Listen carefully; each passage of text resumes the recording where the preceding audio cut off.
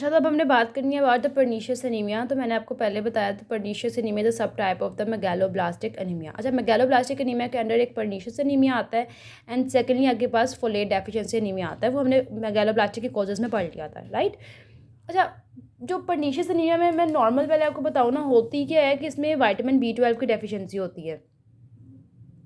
Vitamin B12 की deficiency क्यों हो जाती है? बिकॉज उस पेशेंट को जिसमें पर्नीशियस एनीमिया होता है उसको ऑटो इम्यून गैस्ट्राइटिस है, तो ये एक ऑटो इम्यून कंडीशन है। नॉर्मल मैं आपको बताती हूँ कि आपके पास विटामिन B12 कैसे बॉडी में एब्जॉर्ब होता है। ये देखो, विटामिन B12 क्या है आपकी बॉडी में, यहाँ से अगर इस पर फोकस करें, विटामिन B12 था डाइट में आपके पास बाइंडिंग प्रोटीन्स के साथ वो बाइंड है। जब आपने इसको खाया, ये वो स्टमक में आया, यहाँ पे सलाइवरी ग्लैंड्स ने एक प्रोटीन सिक्रीट कर दी, इसको कहते हैं हेप्टोकोरिन।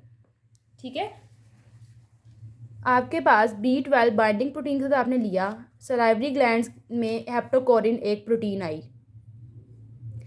अब ये हेप्टोकोरिन वैसे अभी फ़िलहाल इसका कोई फंक्शन नहीं है, ये आ रही है। यहाँ पे ये बाइंडिंग प्रोटीन के साथ जो लगा हुआ है B12, इसको कौन इस फूड के कंपोनेंट से अलग करता है? पेप्सिन एंड HCl, वो इसको अलग कर देंगे। जब ये पेप्सिन और HCl से अलग हो गए तो ऑलरेडी हेप्टोकोरिन इंतज़ार कर रही है कि B12 मुझसे मिले, तो हेप्टोकोरिन B12 कॉम्प्लेक्स बन गया आपके पास। ये पैराइटल सेल्स में से आपके पास इंट्रिंसिक फैक्टर भी रिलीज हो गया। ठीक है, अब ये जो हेप्टोकोरिन B12 कॉम्प्लेक्स है ना, अब हमने B12 को तो इंट्रिंसिक फैक्टर से मिलाना, तो क्या होगा, जो पेंक्रियाज के प्रोटीएजेस होंगे ना यहाँ पे, वो क्या करेंगे, हेप्टोकोरिन B12 के कॉम्प्लेक्स को तोड़ देंगे। अब ये B12 खाली बच गया तो ये इंट्रिंसिक फैक्टर के साथ जाके बाइंड करेगा।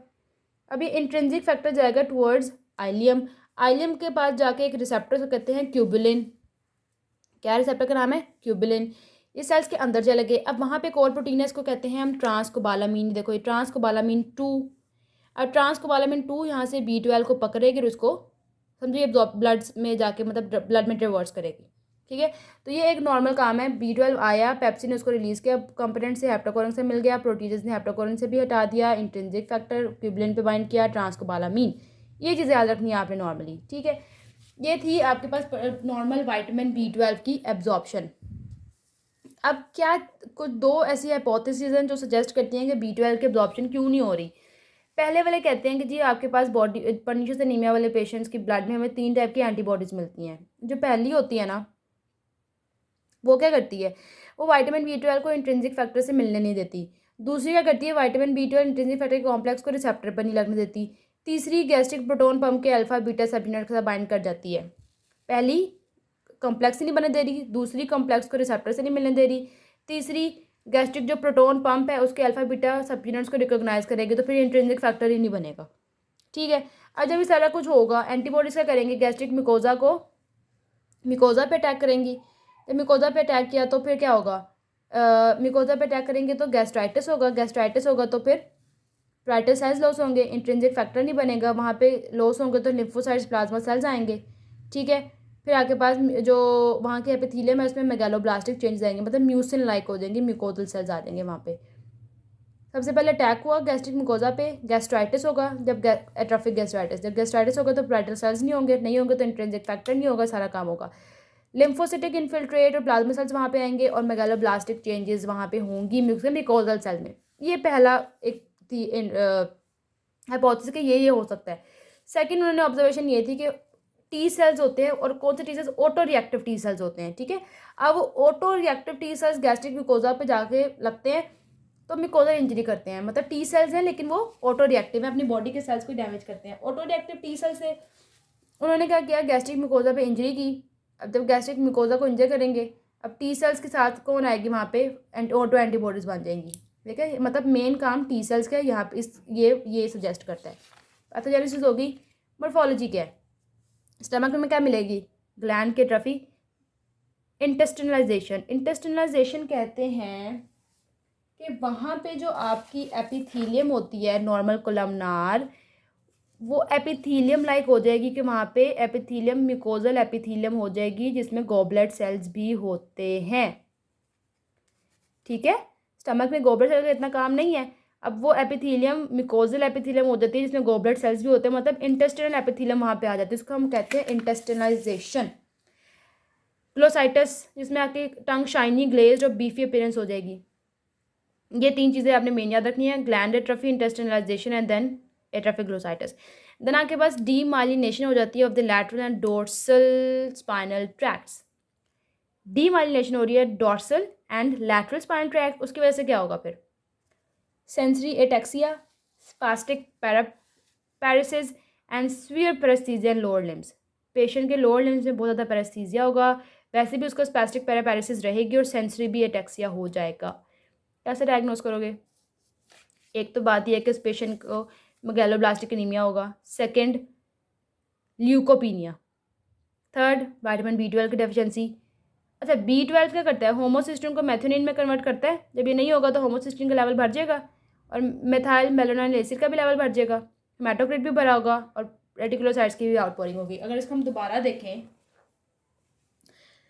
मेगैलोब्लास्टिक, उस पेशेंट को क्या होगा? मेगैलोब्लास्टिक एनीमिया, फिर ल्यूकोपीनिया, B12 का लेवल कम होगा, हेमाटोक्रिट का लेवल बढ़ा हुआ होगा, outpouring of reticulocytes and then homocysteine और मिथाइल मेलानाइल एसिड का लेवल बढ़ता है। 6 चेंजेस है, megaloblastic anaemia, leukopenia, vitamin B का लेवल कम होगा, हेमाटोक्रिट का लेवल बढ़ा हुआ होगा, होमोसिस्टीन का लेवल बढ़ा होगा, मिथाइल मेलानाइल एसिड का भी बढ़ा होगा, आउटपोरिंग ऑफ रेटिकुलोसाइट्स। ठीक है, तो B12 का अगर मैं आपको बताऊँ ना, B12 हमारी बॉडी में 2 ही फंक्शन परफॉर्म करता है, ये अगर देखें तो हम बताती हूँ। होमोसिस्टीन का लेवल मैंने बोला ना, होमोसिस्टीन बढ़ता है, अब वही मैं डिस्क्राइब करती हूँ कैसे बढ़ता है। ये होता है एक मेथियोनिन सिंथेस एंजाइम, इसने होमोसिस्टीन को मेथियोनिन में कन्वर्ट करना है। तो इस कन्वर्जन में मिथाइल कोबालामीन, कोबालामीन क्या होती है? विटामिन B12, वो कोबालामीन में कन्वर्ट होता है। अब इस कोबालामीन को दोबारा मिथाइल कोबालामीन में कन्वर्ट होना है तो क्या आता है? N5 मिथाइल टेट्राहाइड्रोफोलेट आता है, वो इसको मिथाइल ग्रुप देता है और खुद टेट्राहाइड्रोफोलिक एसिड में कन्वर्ट हो जाता है। ये एक रिएक्शन था, जब ये मिथाइल कोबालामीन होगा ही नहीं तो ये रिएक्शन भी नहीं होगा, तो होमोसिस्टीन लेवल बढ़ गया।